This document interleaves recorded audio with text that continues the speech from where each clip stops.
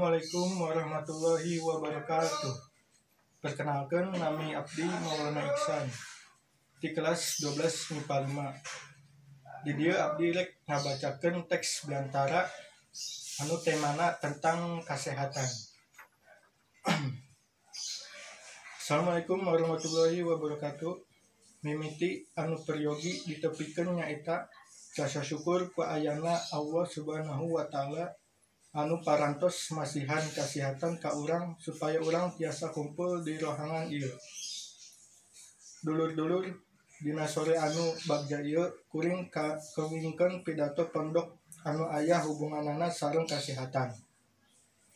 Anu kukuring dipika hormat Kepala Sekolah SMA Negeri 1 Cibarusah, Bapak Ibu Guru sareng rerencangan sadayana anu kuring dipika cinta. Dulur-dulur, urang sering ngadangu paribasa yen dina awak anu sehat oge aya jiwa anu kuat. Paribasa ieu ngajantenkeun urang sadar yen ngagaduhan awak anu sehat bakal mangaruhan kana jiwa sareng pikiran urang. Maka supados urang langkung produktif, urang kedah leres-leres jaga kesehatan urang.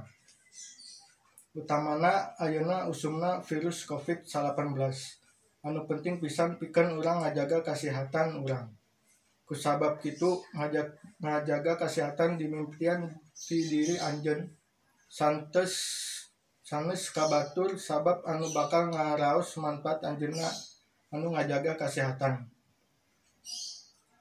Saderek sadayana etangan kuring tiasa nyarios. Mugia pidato pondok ieu tiasa janten manfaat pikeun urang salayana. Hapunten upami aya kecap anu teu pikareseupeun kana manah. Wassalamualaikum warahmatullahi wabarakatuh.